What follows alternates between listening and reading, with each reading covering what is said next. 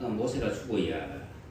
여러분, 오늘 현재라고 하는 이 시간은 우리에게 만족, 그리고 만족하면서도 우리 앞에 놓인 어떤 문제, 그 다음에 앞으로 잘 될 것이라는 어떤 희망, 그리고 때로는 눈앞에 보이는 그 문제 앞에서 때로는 절망, 만족과 문제와 희망과 절망, 이 모든 것들이 현재 우리의 세상 속에 공존합니다. 그죠? 이것이 우리 속에 공존한다는 얘기는 우리에게 기쁨도 있고 또 걱정도 있고 그리고 또 꿈도 있고 그리고 염려도 있습니다. 이 기쁨과 걱정과 꿈과 이 염려가 마치 친구 사이에 어깨동무를 하는 것처럼 우리 어깨에 이렇게 또 매여 있습니다. 그런데 한편으로 보면 이 현재라고 하는 시간은 과거에 내가 만든 거예요. 그죠? 나의 생각, 나의 선택, 나의 어떤 행동, 이것이 현재의 나와의 처지와 나의 상황을 만들었습니다. 그래서 우리는 그리스도 예수 안에 들어와서 하나님 앞에서 하나님께서 원하시는 그 삶을 살기 위해서 하나님의 은혜를 갈망하면서 하나님께서 나에게 은총을 베풀어 주시기 전에 우리는 회개라고 하는 관문을 통과했습니다. 그죠? 이 회개는 우리의 과거를 청산하는 겁니다.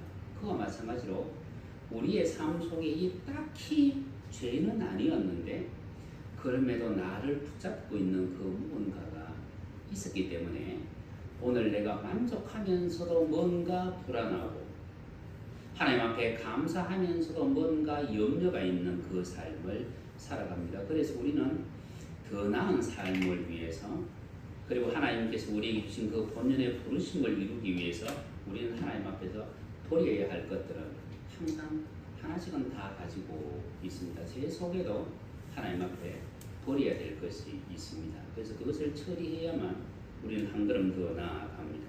오늘 여러분들이 읽었던 민수기 20장에 보면 모세가 이스라엘 백성들을 향하여 반역한 너희라고 외치고 있습니다.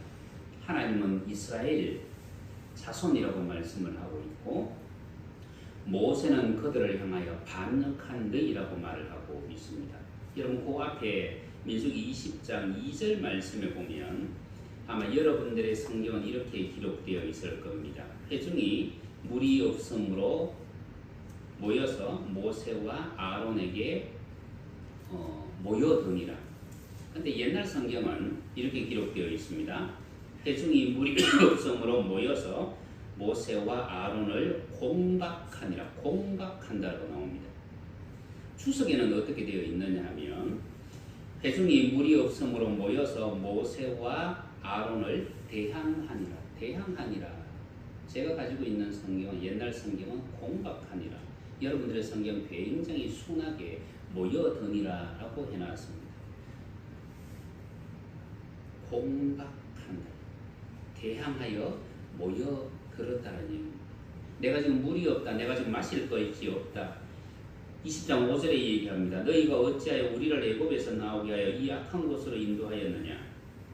이곳에는 파종할 것도 없고 무화과도 없고 석류도 없고 포도도 없고 마실 물도 없도다. 여러분 이 말에 모세가 화가 나서 이 말에 모세가 화가 나서 그래서 모세는 그들을 향하여 어떻게 말을 하고 있느냐면 반역한 너희라고 말을 하고 있고 하나님께서 바위를 명하라고 말씀하셨지만 그 하나님의 능력의 지팡이를 자기 분노의 도구로 사용했습니다.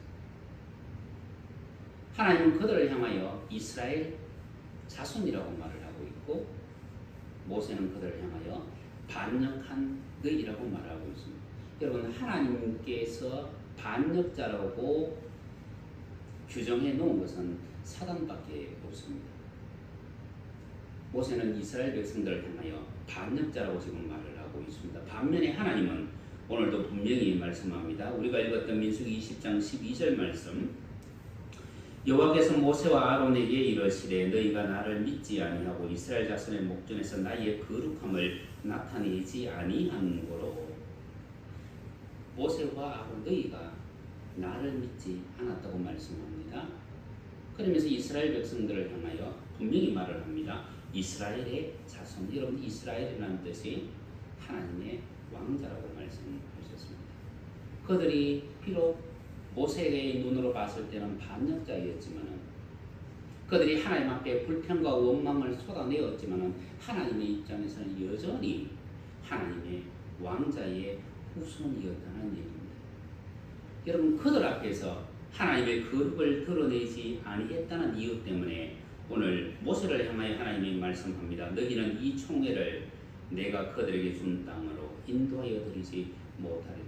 모세는 가나안 땅을 바라보기만 바라볼 뿐 가나안 땅으로 들어갈 수 없었습니다. 여러분, 그러면 이제 이스라엘 백성들은 어떻게 해야 됩니까? 이제 이스라엘 백성들은 어떻게 해야 됩니까? 자신들이 가장 의지했던 그 모세가 죽기를 기다려야 합니다. 이스라엘이 절대적인 지도자였던 모세, 그런데 그 모세가 살아있으면 이제는 가나안 땅으로 들어갈 수 없습니다. 자기들의 그 여정의 시작이었지만 이제는 자신들의 여정에 있어서 걸림돌이 되어버리고 말았습니다. 여러분, 모세가 죽어야 이스라엘은 경계를 넘어서 가나안 땅으로 들어갈 수 있습니다. 모세가 죽어야 창세기 15장 16절에서 벌써 600년 전에 하나님이 아브라함에게 말씀하셨던 그 예언이 성취가 됩니다. 모세가 죽어야 아모리 족속이 더럽혀 놓은 그 가나안 땅을 회복시킬 수가 있고 살릴 수가 있습니다. 그래서 오늘 여호수아 2장 1절 이렇게 말합니다. 여호와의 종 모세가 죽은 후에 여호와께서 모세의 시종 눈의 아들 여호수아에게 일러 가라사대 내 종 모세가 죽었으니 이제 너는 이 모든 백성으로 더불어 일어나 이 요단을 건너 내가 그들 곧 이스라엘 자손에게 주는 땅으로 가라고 말씀합니다.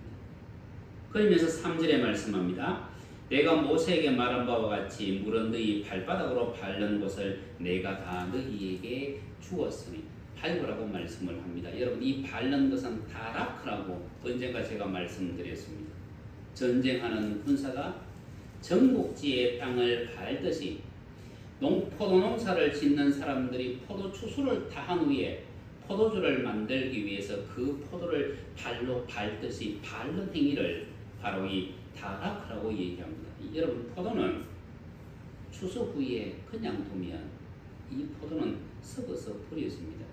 그런데 밟히고 그 밟힌 것을 가두어 두면 시간이 지나면서 이것이 숙성이 되어지고 포도주가 되어집니다. 여러분, 바로 그와 같은 자세로 가나안 땅을 정복할 것을 말씀합니다. 여러분, 이 모든 것은 어디서부터 시작이 되느냐면 모세가 죽음으로부터 시작됩니다. 여러분, 우리는 그리스도 예수를 믿는 사람입니다. 우리 주 예수 그리스도께서 우리의 죄를 대신 지시고 십자가에 달리셨음을 알고 있습니다. 우리의 죽음을 대신하여 죽으셨음을 알고 있습니다. 그리고 우리를 위하여 다시 살아나셨음을 알고 있습니다. 여러분, 제자들은 주님의 죽으심을 도무지 이해하지 못했습니다. 하나님의 영광 가운데 이 땅에 오시는 분입니다. 이 땅을 그 능력으로 정결케 하실 수 있습니다. 이 땅에 하나님의 나라를 세울 수 있습니다. 그런데 주님이 죽으신다는 것을 도무지 이해할 수 없었습니다. 주님의 죽으심을 제자들은 언제 알았느냐면 부활하신 후에 알았습니다. 예수님의 형제들도 마찬가지입니다. 야곱도 마찬가지고 유다도 마찬가지였습니다.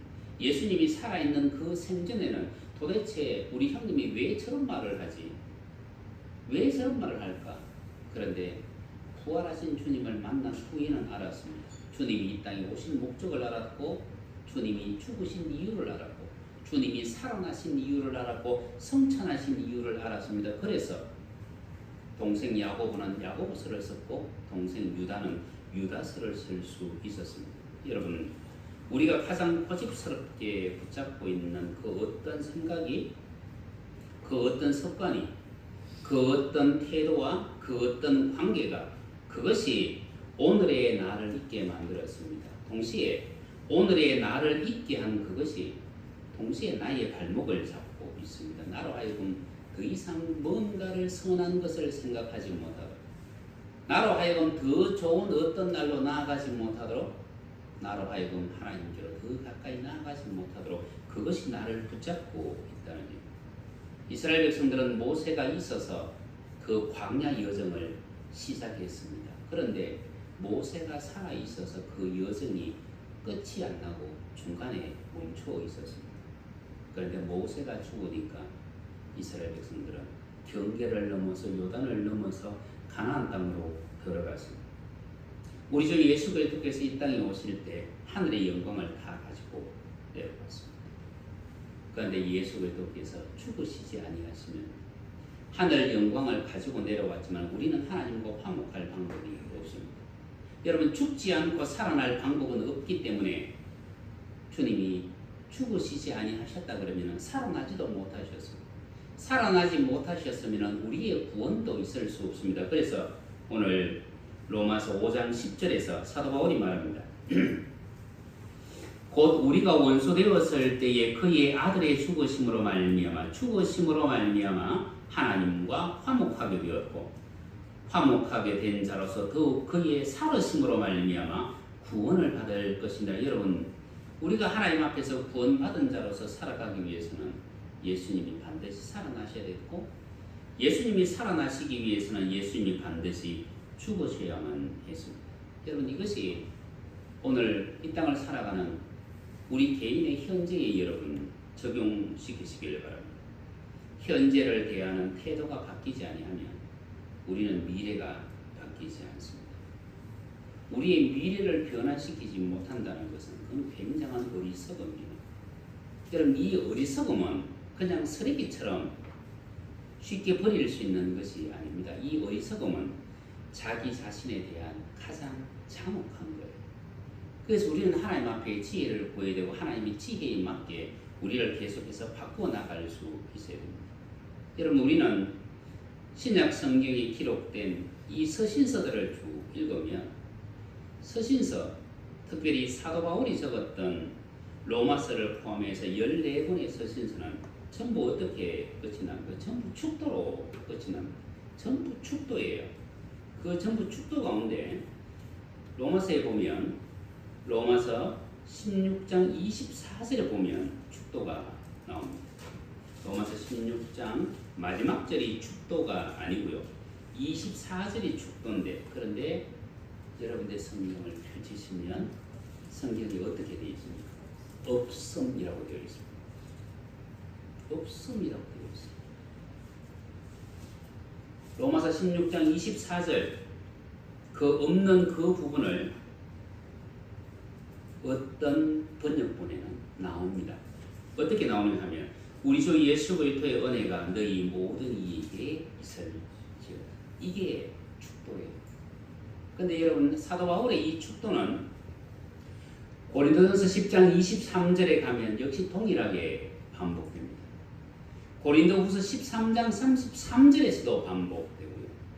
갈라디아 6장 13절에서 반복되어지고 에베소서 6장 24절에서 반복되고 빌립보서 4장 23절에서 반복되고 골로새서 4장 18절에서 반복됩니다.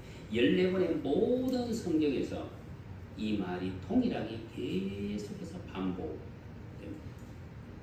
그런데 여러분, 예수님의 동생 야고보가 썼던 야고보서는 이 축도가 없습니다.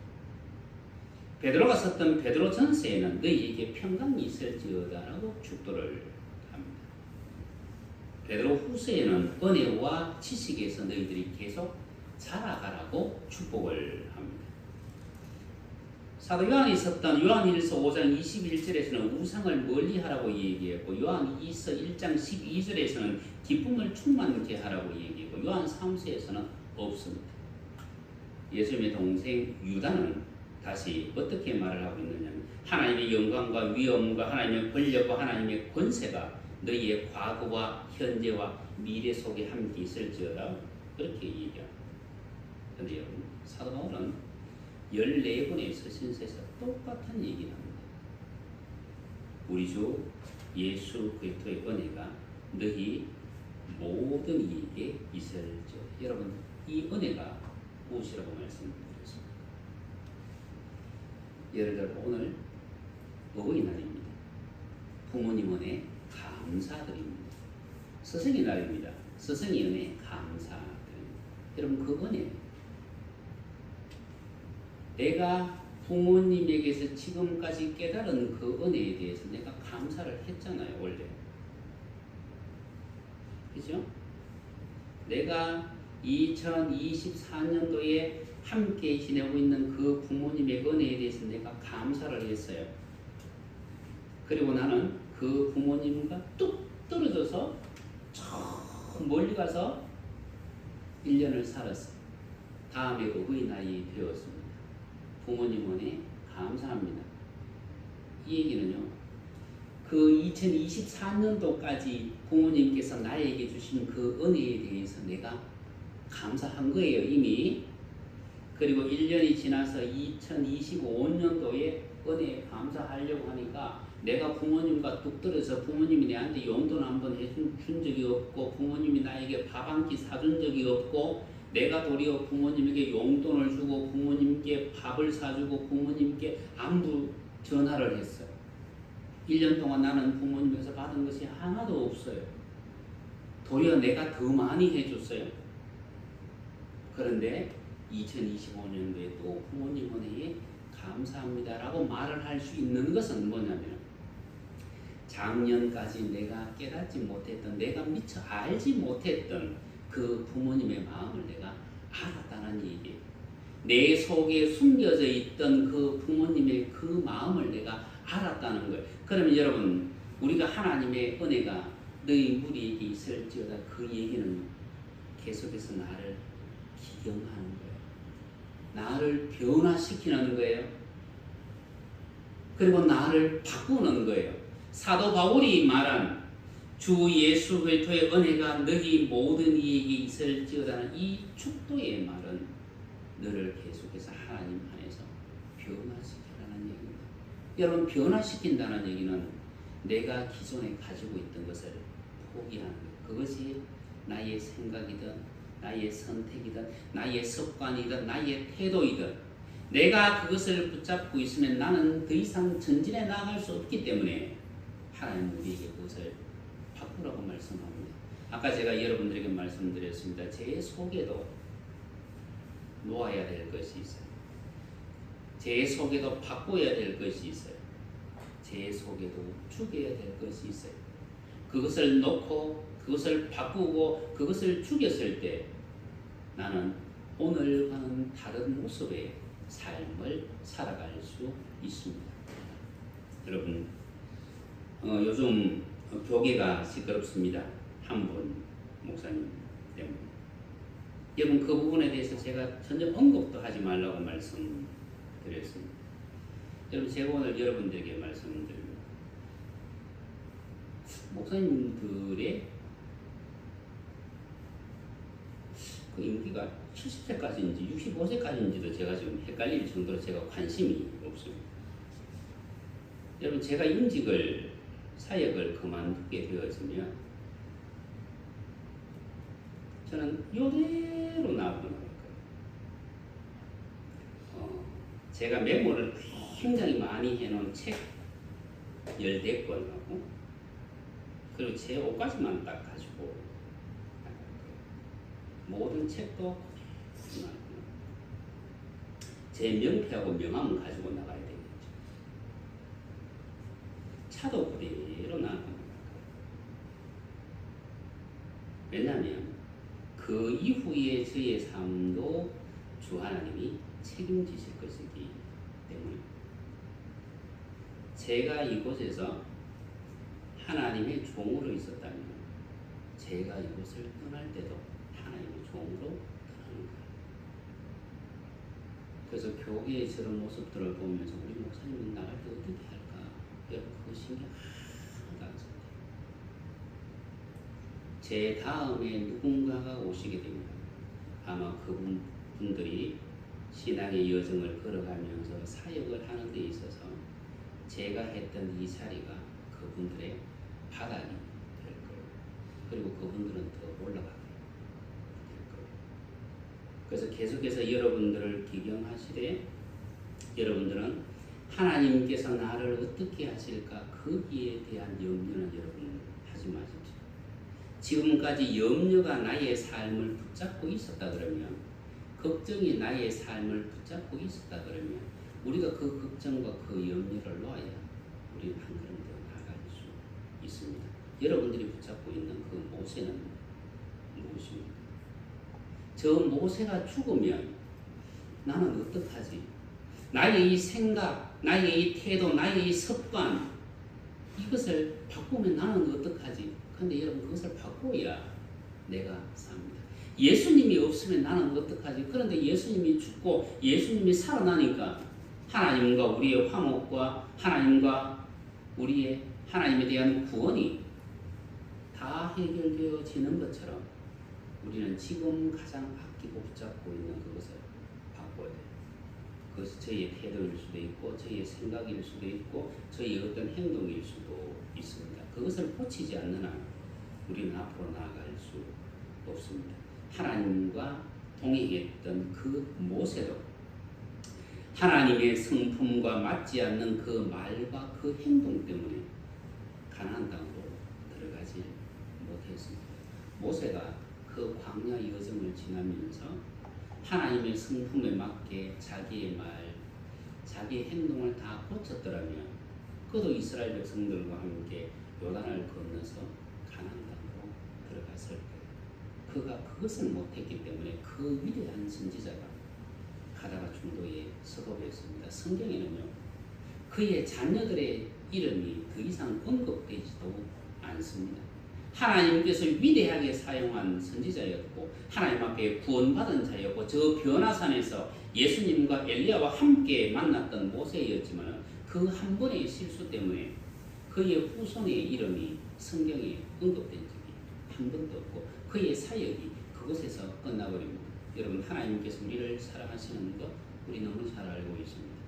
하나님께서 우리를 사랑하시는 만큼 하나님 앞에서 우리를 계속해서 기경에 나가기를 멈추지 않는 여러분 되시기를 주님의 이름으로 축복합니다.